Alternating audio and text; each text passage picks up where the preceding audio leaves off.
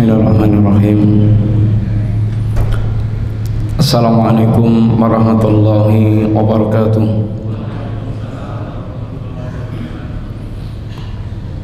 Innal hamdalillah wassalatu wassalamu ala Rasulillah wa ala alihi wa ashabihi wa mawalah. Wala haula wala quwwata illa billah, amma ba'du. Alhamdulillah, para bapak, para ibu, jamaah sekalian rahimani wa rahimakumullah. Melanjutkan pembahasan kita di antara keistimewaan dakwah para Nabiullah alaihi salatu wassalam yang Allah subhanahu wa ta'ala mengutus para nabi dalam rangka untuk berdakwah, mengajak manusia, menuntun manusia keluar dari segala macam bentuk kegelapan kepada cahaya yang terang benderang. Ini cahaya Islam. Islam adalah cahaya dan ilmu, sedangkan semua yang bertentangan dengan Islam adalah kebodohan dan kegelapan. Sehingga hakikat dakwah, bapak sekalian, bukannya sekedar ceramah, bukan hanya sekedar yaitu dia pidato mengajak, tetapi hakikat dakwah Islam adalah ikhrajun nas minadh dhulumati ilan nur, yaitu mengeluarkan manusia dari berbagai macam kegelapan kepada cahaya yang terang benderang. Gelapnya syirik, gelapnya kekafiran, gelapnya kemunafikan, gelapnya bid'ah dan maksiat dituntun kepada cahaya Islam, cahaya tauhid, cahaya sunnah, cahaya ketaatan kepada Allah Ta'ala. Ini adalah dakwah. Oleh karena itulah, dakwah itu bukan sekedar menyenangkan orang, tampil, memukau, menyenangkan pendengar, mengocok perutnya, itu sih pelawak. Tapi dakwah itu adalah bagaimana orang mendapatkan kejelasan tentang Islam, lalu mereka tertuntun dari berbagai macam dunia gelap kepada cahaya Islam. Dan dakwah para Nabiullah ini memiliki beberapa ciri khas, memiliki beberapa keistimewaan. Di antara ciri khas dakwah para Nabiullah adalah yang telah kita sampaikan pula. Pertama adalah Rabbaniyah. Dakwah para nabi itu dakwah yang betul-betul semata-mata menyampaikan ajaran agama Allah Ta'ala, sehingga bukan dakwah dengan mengarang-ngarang sendiri, semata-mata menyampaikan ajaran agama Allah Ta'ala.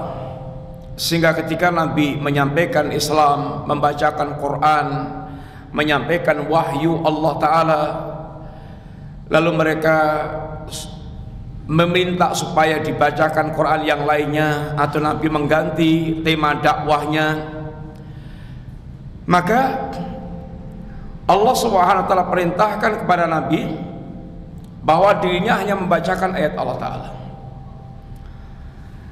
dan menegaskan kepada mereka, ma yakunu li an ubaddilahu min tilqa'i nafsi, tidak ada hak hak bagi saya untuk mengganti sesuatu yang berasal dari diriku. In attabi'u illa ma yuha ilayya, aku semata-mata hanya mengikuti apa yang diwahyukan oleh Allah ini kepadaku.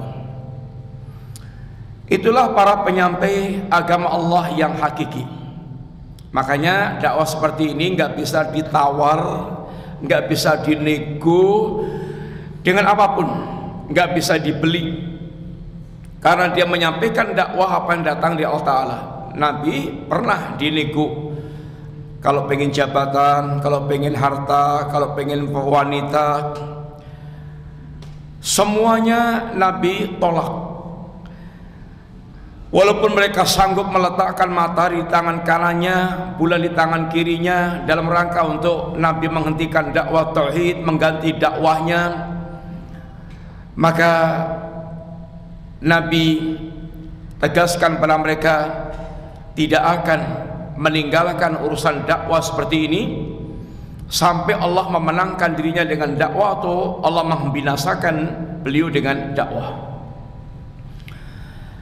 Kemudian yang kedua, dakwah para Nabiullah alaihissalam adalah dakwah yang mereka tidak minta upah.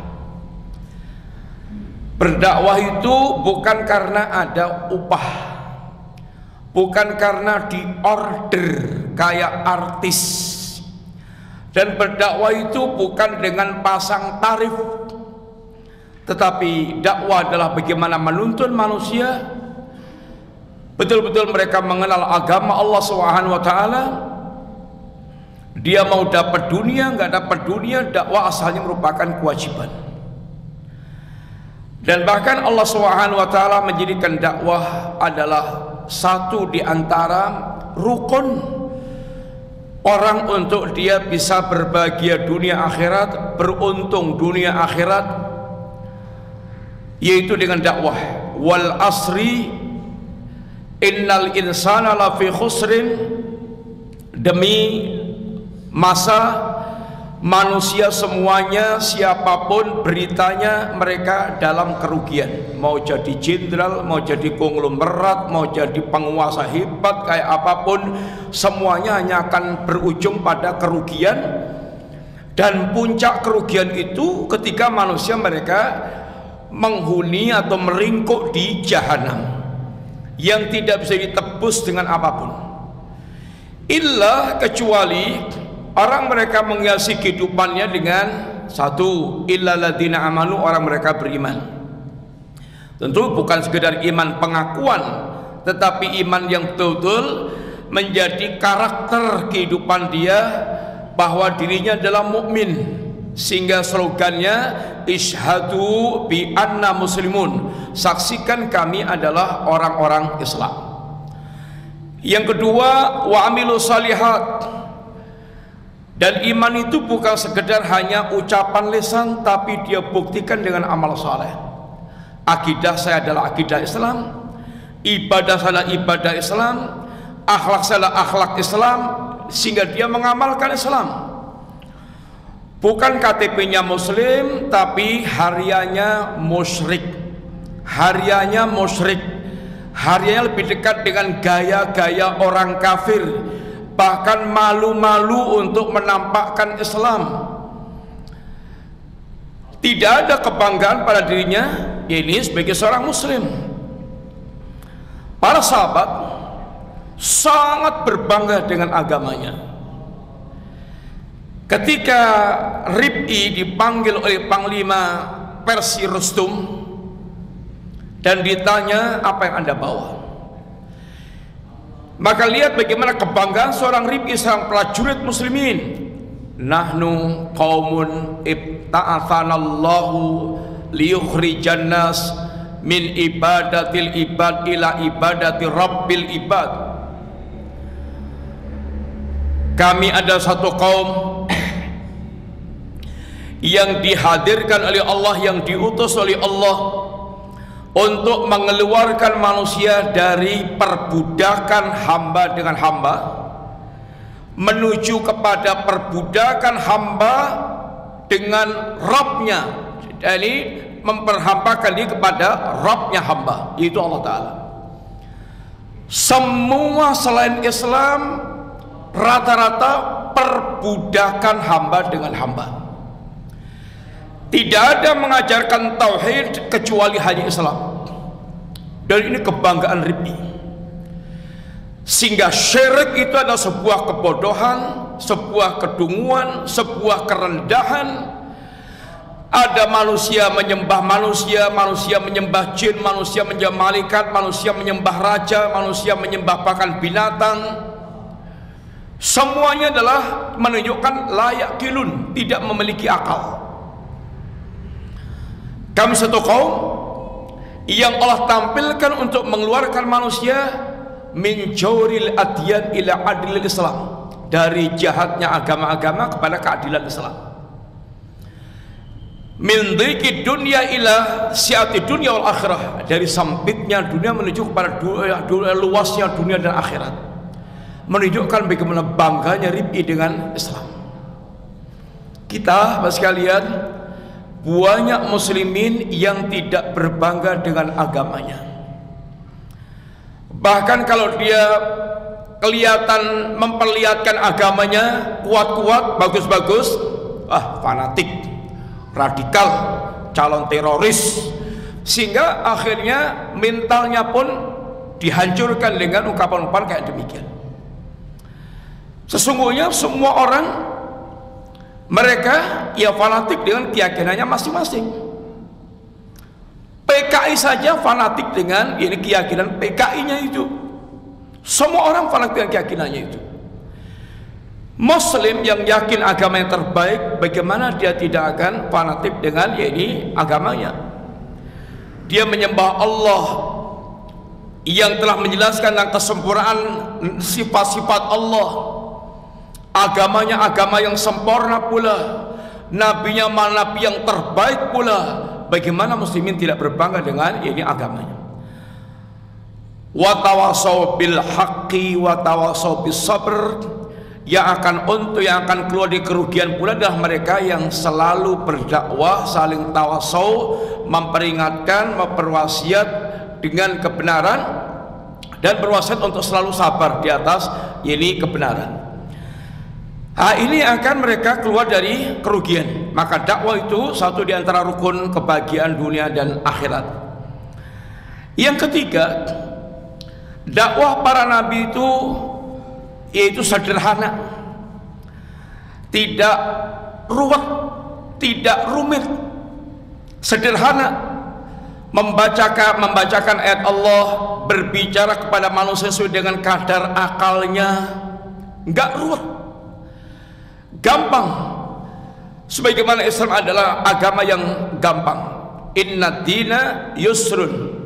Agama ini adalah agama yang gampang, mudah difahami, mudah pelaksanaannya, simple, dan bahkan merupakan kebutuhan-kebutuhan dalam kehidupan manusia. Itu kalau kita tentu apabila kita merenungkan tentang hakikat ajaran yakni Islam. Kemudian agama ini adalah wadihah, yaitu gamblang, jelas, tujuan dan kurikulumnya jelas. Bagaimana dakwah ini mengajak kepada Allah SWT dengan sangat jelas, sehingga seorang mereka berdakwah, mereka akan betul-betul menjelaskan hakikat dakwahnya, bahwa dakwah ini semata-mata adalah mengajak kepada Allah Ta'ala, mengajak untuk betul-betul mereka menjadi hamba-hamba Allah Ta'ala, mengajak ke jalan Allah, bukan ke jalan hizbi, ke jalan kelompok, ke jalan armas, ke jalan golongan, ke jalan syekh fulan, ke jalan pribadi, tapi ke jalan Allah Subhanahu wa Ta'ala. Sehingga dakwah itu menjelaskan agama Allah, menjelaskan hakikat ajaran Allah, bukan mengajak kepada yakni kelompok-kelompoknya. Sehingga ajakannya adalah yakni ud'u ila sabili rabbik, serulah manusia ke jalan Rabbmu. Bukan serulah manusia ila hisbik, kepada kelompokmu. Akhirnya kata Allah, kullu hisbin bima ladaihim farihun. Setiap orang menjadi berbangga dengan kelompoknya masing-masing. Baik sekalian, nyuwun ngapunten, boleh kita berkelompok, boleh kita berorganisasi, karena memang kerja itu butuh untuk ngatur-ngatur. Tapi kalau sudah kemudian menjadi hizbiyah, ini penyakit. Di antara ciri hizbiyah itu, pokoknya kalau sudah menjadi anggota kelompoknya recommended, mau ceramah, mau khutbah, mau ngisi pengajian, mau daurah, mau apa, oke, monggo, ini ACC. Walaupun terkadang pikirannya ruwet, pemikirannya rusak, pikirannya nggak genah, kadang juga nggak paham tentang agama, tapi kalau udah kelompoknya recommended. Kalau bukan kelompoknya, bukan kelompok kita, sehingga urusannya bukan paham agama Allah atau enggak, benar cara beragamanya atau enggak, tapi kelompok kita atau bukan. Itu adalah yang Allah katakan dengan kullu hisbin bima ladaihim farihun. Setiap orang akan berbangga dengan kelompoknya masing-masing. Sedangkan Allahnya satu, Rasulnya satu, agamanya satu, harusnya sih standar adalah ini tauhidnya, itibaknya, pemahaman agamanya, sehingga bukan ini kelompoknya. Kemudian, Bapak sekalian, yang kelima, ini yang kita maksudnya sekarang, bahwa dakwah para nabi itu annahum la yad'unan nas ila dunya. Dakwah para nabi itu tidak mengajak manusia, tidak menyuruh manusia kepada meraih dunia. Bukan berlomba-lomba untuk meraih dunia. Bal yatatalla'una ila ridallah wal jannah. Arahnya itu betul-betul mengajak manusia menggapai ridhonya Allah dan surganya Allah Subhanahu wa ta'ala. Jangan sampai kita salah mengajak manusia. Manusia digembirakan dengan dunia sehingga tertarik dengan dai-nya itu karena bicaranya dunia. Kalau ikut dakwahnya kayaknya terus cepat kaya, cepat jadi ini, cepat dapat ini, cepat dapat itu, dibuktikan lagi pengalamannya gini. Kalau beragama targetnya itu dunia, maka para sahabat akan menjadi orang yang paling kaya raya. Para sahabat paling baik agamanya, paling dekat dengan Allah Subhanahu wa ta'ala, paling baik ibadahnya, paling hebat ini ketaatannya kepada Allah, sehingga mestinya jatahnya dunia itu paling hebat, paling top, paling ini baik. Tapi para sahabat Nabi banyak yang miskin, walaupun juga banyak yang kaya. Tapi dakwah itu bagaimana mengarahkan manusia kepada Allah, keridhaan Allah dan kampung akhirat, yaitu meraih jannah. Sehingga mau kaya, mau miskin, mau pejabat, mau rakyat, semuanya bagaimana hatinya digerakkan untuk dia untuk mendapatkan jannah, mendapatkan ridha Allah dan jannah yang Allah sediakan. Karena itu adalah kehidupan hakiki. Wa inna daral akhirah layal hayawan. Sesungguhnya kampung akhirat itu adalah kampung yang sebenarnya, hakikat kehidupan yang sebenarnya. Di antara yang Allah gambarkan, yang Nabi sampaikan berkaitan kehidupan jannah, ketika ahlul jannah masuk jannah, maka dikatakan oleh ini penyuruh ya alal jannah, anna lakum antasihu wala tasqamu abadan, wa anna lakum antahyau wala tamutu abadan, wa anna lakum antashibbu wala tahramu abadan, wa anna lakum tan'amu wa la tab'asu abadan. Wahai ahlul jannah, sekarang Anda sehat dan tidak akan sakit lagi. Dunia kita ini bahkan orang pun sudah siap-siap sakit, sehingga harus dia asuransi kesehatan, pokoknya siap-siap sakit, atau cari BPJS, karena bayangannya dunia penuh dengan penyakit dan kemungkinan sakit itu kayaknya wajib. Di akhirat, di jannah nggak ada lagi sakit, sehat terus. Dan bagi Anda sekarang hidup tanpa mati. Kita di dunia kebayang-bayang mati.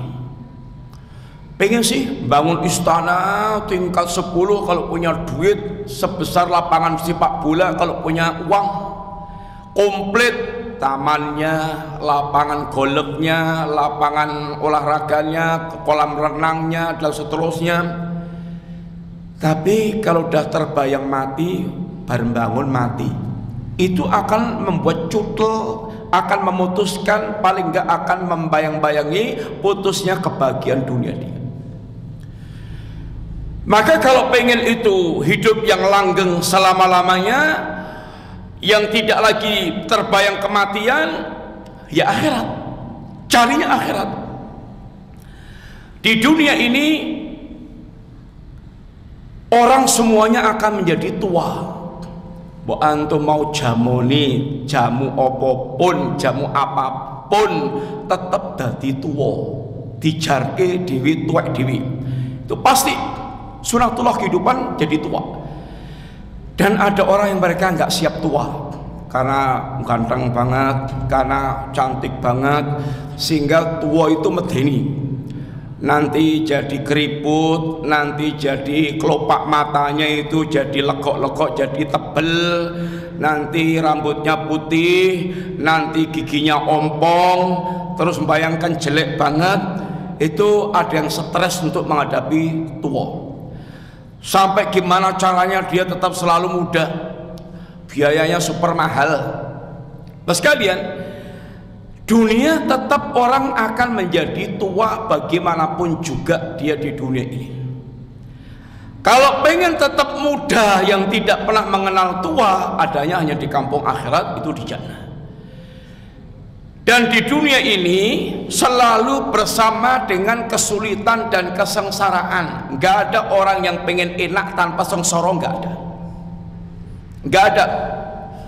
Antum jangan lihat orang sudah punya supermarket, wah enak ya, supermarketnya gede banget, duitnya ngelidir sampai tiap hari hanya tinggal ngelusi duit saja. Antum bayangkan sekarang, dulu dia kemana-mana mikul ngiderkan tahu, ngiderkan pitik, gendong kemana-mana. Sugihnya itu ya pakai proses yang itu sengsara. Dan seandainya kuna orang makan enak, semuanya tetap terancam sengsara. Gak ada makan enak yang tidak ada sengsaranya, gak ada. Makan enak ancamannya gula, ancamannya kolesterol, ancamannya ya akhirnya antara ancam stroke, terancam ini, banyak ancamannya. Antum pengen tubuh yang langsing, sikpak, bagus, mulus, ya nggak bisa hanya turu-turu, tengah-tengah ongap-angap gitu aja. Ngegim tiap hari, lari, olahraga, wes ngentek, yaitu waktu, tenaga, pikiran, kemudian nanti layar sedikit gembrot, akhirnya ya rekoso terus. Semuanya ingin dia enakkan, itu pakai proses yang rekasakan awak dia. Wah enak ya jadi dokter, pasien yang gelidir terus, rantai-entek. Antum melihat pas jadi dokternya, pas belum jadi dokter, gimana sekolahnya, kuliahnya, kemudian dia harus perjuangan, yang lainnya bal-balan, santai-santai, guyon-guyon, dia tekun terus nyempatkan waktu untuk belajar. Dia harus di lab, harus praktikum, harus jaga 24 jam dan seterusnya. Dan dokter terkenal juga kalau nggak kerja ya nggak dapat duit. Dia harus kerja di rumahnya, buka jam 6 sampai jam 7 umpamanya. siap-siap berangkat ke rumah sakit, jam 8 berangkat sampai jam 2, di rumahnya lagi praktek lagi jam 5 sampai jam 8 malam. Habis itu on call lagi, siap untuk dipanggil rumah sakit. Yang ngentek ngeringkin awak, harus kerja juga rekoso. Kalau pengen enak yang tidak ada rekosonya lagi, adalah tempatnya di jannah. Maka dakwah para nabi adalah bagaimana mengarahkan manusia itu dia ini betul-betul sukses kampung akhirat. Ada orang dia membenci pengajian, mesti diajak ke akhirat, mesti diterangke akhirat, mesti nerangke masalah kematian. Lah memang itu yang harus kita raih. Anda pengen diterangkan dunia begitu. Dunia itu ora diterangkan wis golek dewi. Manusia itu, dunia itu layar ceprot, pitik aja, nggak usah sekolah itu udah cari sendiri, gerak sendiri, cari makan. Dunia itu orang nggak sekolah aja bisa mangan. Dia akan urip di dunia sesuai dengan keadaannya. Yang orang perlu diterangkan itu kehidupan setelah kematian yang memang dia tidak tahu. Pada itu hakikat kehidupan yang sebenarnya. Maka Allah dan Rasulnya menerangkan banyak tentang hakikat akhirat, kemudian menerangkan tentang hakikat kehidupan dunia. Karena jangan sampai manusia maghrur, jangan sampai manusia tertipu. Karena manusia itu dia faktor ketertipuannya itu tentang dunia sangat banyak banget. Satu, jiwa dia itu punya nafsu sangat tertarik dengan urusan dunia. Zuyyina linnasi hubbu syahwati minan nisa'i wal banina wal qanatiril muqantarati minad dhahabi wal fiddah wal khailil musawwamati wal an'ami wal hars. Manusia itu kata Allah dibuat sangat ini indah memandang dunia. Ada unsur hub kecintaan, ada syahwat. Ini kalau menyatu dalam hati manusia, betul-betul manusia itu bisa dibuat tergila-gila dengan dunia. Yang isi dunia itu diantaranya satu, wanita, kedua, anak-anak, ketiga, harta yang banyak yaitu emas, perak, kendaraan, sawah ladang. Kata Allah, dzalika mataul hayati dunya, ini adalah bunga rampai kehidupan dunia. Sehingga manusia rata-rata ia berbangga-banggaannya dengan ini, harta dan anak. Bondomu piro, omae koyopo, anake piro, sehingga akan tafakhur kata Allah bainahum. Mereka akan tafakhur, yaitu akan berbangga-banggaan di antara mereka. Dan berbanyak-banyakan sampai saking ambisinya manusia itu dengan dunia, hubban jaman, sangat betul-betul mencintai dunia. Saking ambisinya, maka manusia itu ada yang hobinya ngumpulkan dunia, hobinya ngumpulkan dunia, sampai nggak tahu untuk ngumpulkan dunia itu untuk apa. Ngumpulkan dunia, ngorbankan waktu, ngorbankan tenaga, ngorbankan pikiran.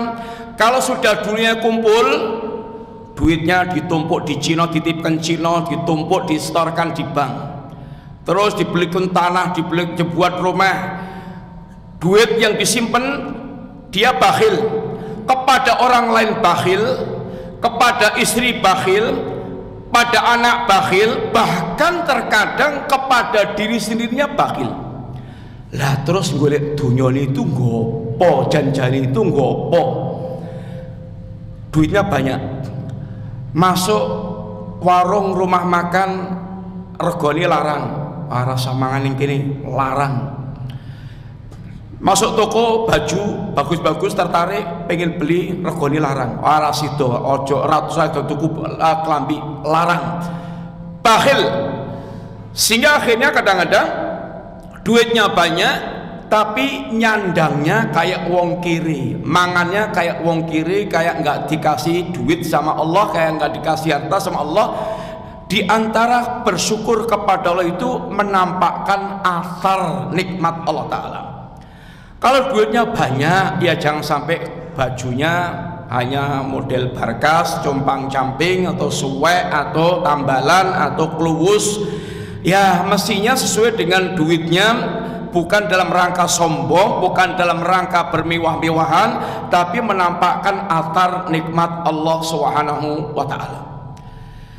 Terus kalian, manusia dunia itu kayak apapun, yang jelas kata Allah sifatnya dua, mata'un qalil dan mata'ul ghurur. Dunia itu sedikit dan singkat, singkat dan sedikit. Singkatnya dunia sekalian tentu harus pakai perbandingan, perbandingannya dengan kehidupan kampung akhirat. Kata Allah, inna yauman inda rabbika ka'alfi sanatin mimma ta'udun. Satu hari di sisi Allah, kampung akhirat itu seperti 1000 tahun dalam kehidupan kalian, dalam hitungan kalian. Kita ini nyun ngapunten, maksimal umurnya kita ini rata-rata itu maksimalnya 100 itu udah ngoyo banget, jarang banget intinya itu. Jogja ini kalau dikumpulkan yang umurnya 100, nyun ngapunten paling tinggal berapa gelintir, kalau ada itu berapa gelintir. 100 itu 1/10 dari 1000. Kalau satu hari itu 24 jam, 1/10-nya berarti hanya 2,4 jam. Kehidupan kita itu kalau dipol-polkan sampai 100 tahun itu hanya 2,4 jam. Kalau kita hanya nikmat 2,4 jam lalu sengsara selama-lamanya, itu tentunya sebuah kerugian besar. Maka Allah ingatkan, numatti'uhum qalilan thumma nattaruhum ila adzabil ghalid. Mereka yang berfoya-foya di dunia, bernikmat tanpa batas, nggak mau tahu tentang batas agama, biarkan mereka itu bernikmat-nikmat yang sebentar, lalu akan kami lemparkan mereka ke dalam jahanam. Yang kedua, qalil dengan makna kualitasnya rendah. Kualitasnya rendah. Dunia itu sekalian ngapunten, sehebat apapun disifatkan oleh Rasulullah SAW, satu diantaranya dengan seperti sayap seekor nyamuk. Lau kanat dunya ta'tilu indallahi janah ba'dhah masyaqal kafir salbatan ma. Seandainya dunia itu sebanding dengan sayap seekor nyamuk, maka orang kafir tidak akan Allah berikan minuman walaupun hanya seteguk. Dunia nggak sebanding dengan sayap seekor nyamuk. Dua, kata Nabi, dunia ini kayak bangkai kambing cempe yang cacat telinganya. Nabi pernah jalan-jalan menemukan kambing cempe cacat telinganya, lalu dicengkiwing, lalu ditunjukkan kepada para sahabat. Kata Nabi, beramal siapa yang mau bayar dengan 1 dirham? Ana lau bidirhamin. Ada nggak yang pengen punya kambing ini dengan 1 dirham? Nggak ada. Nabi bertenantan kanjeng Nabi, dan untuk apa kami punya kambing yang jadi bangkai itu? Kata Nabi, kalau gitu siapa yang mau membawa pulang gratis, gak usah bayar. Ya Rasulullah, seandainya kambing itu hidup, buat kami cacat, buat kami aib memilikinya karena cacat. Apalagi kambing ini udah jadi bangkai. Kata Nabi, demi Allah, la dunya ahwanu 'alallah min hadza 'alaikum. Dunia ini lebih hina di sisi Allah dibandingkan dengan bangkai kambing cempe yang cacat telinganya itu bagi kalian yang Allah sediakan jannah. Yang ketiga, dunia itu kayak orang mencelupkan jemarinya ke lautan, lalu diangkat, tetesan yang nempel di jemarinya itu bagaikan dunia yang ada. Lautan lepas yang luas itu bagaikan kampung, yaitu akhirat. Dunia sangat qalil, sedikit. Tiga, yang keempat, bahkan Nabi pernah tanya, fulan, apa yang kamu makan? Lahm walaban, susu sama daging kanjeng Nabi, daging sama susu kanjeng Nabi. Kalau sudah masuk kemudian nanti jadi apa? Ya jadi kayak yang Nabi udah tahu juga. Kata Nabi, innallaha daraba ma yakhruju minan nas mathalan lidunya. Allah menjadikan tamsil apa yang keluar dari perut manusia itu kayak dunia. Dunia itu kayak asalnya itu termasuk perut yang menarik semuanya. Semongko, nongko, mangga, tengkleng, soto, gudeg, segala macam ngiler semuanya itu. Kalau sudah keluar dari perut pasti ngiler enggak? Enggak ada ngiler lagi. Rata-rata penggila dunia itu berakhir dengan ini mengenaskan. Nasib yang mengenaskan para penggila dunia yang kemaruk banget tentang dunia. Karena gila dunia, diriwangi korupsi, diriwangi maling, diriwangi ngerampok, diriwangi nipu, diriwangi pedot sedulur, diriwangi mata ini bapaknya kan cepet warisannya dapat, dan segala macam cara dilakukan, mau pakai ritual syirik, mau pakai jadi orang kafir, mau bersikap munafik, pokoknya oke semuanya, yang penting dunia ngelumpuk. Maka akibat akhirnya mengenaskan. Lalai Allah, lalai agama, lalai diri sendiri. Kayak hidup itu hanya untuk mengumpulkan dunia sehingga lalai semuanya. Yang penting dia hanya menjadi pengumpul dunia, akhirnya berakhir dengan kehinaan dan kebinasaan. Semuanya gambaran yang Nabi sampaikan adalah mataun qalil, sedikitnya tentang kenikmatan dunia. Yang kedua, mas sekalian, disifatkan Allah dunia dengan mataul ghurur, yaitu kenikmatan yang penuh dengan tipuan. Kenikmatan yang penuh dengan tipuan. Yang ngapunten Bapak sekalian, manusia itu yang paling dikejar di dunia ini sama, yaitu kata orang bahagia. Bahagia. Mbok wong sugih ya pengen bahagia, wong melarat ya pengen bahagia, wong wedok ya pengen bahagia, wong lanang ya pengen bahagia. Pokoknya hidup ini bagaimana bahagia. Lalu dibayangkan cara meraih kebahagiaan itu dengan menguasai dunia. Sehingga yang ambisi banget pengen jadi orang kaya, ambisi banget jadi pengen orang terkenal, ambisi banget jadi pejabat, karena dibayangkan itu tangga sukses untuk mendapatkan kebahagiaan. Tapi kenyataan membuktikan semua yang dibayangkan manusia ini fata morgana. Fata morgana, bayangan palsu. Dia dari kejauhan yahsabu dham'anu ma'an, orang yang kausan nyangkanya air, kejar nggak ada apa-apanya. Maka dakwah ini bukan mengajak manusia untuk dia rakus dengan dunia. Dakwah ini mengantarkan manusia untuk orientasi kampung akhirat, kehidupan yang sesungguhnya. Maka teman-teman sekalian, matur nuwun, wassallallahu ala nabiyina Muhammadin wa ala alihi wasallam. Assalamualaikum warahmatullahi wabarakatuh.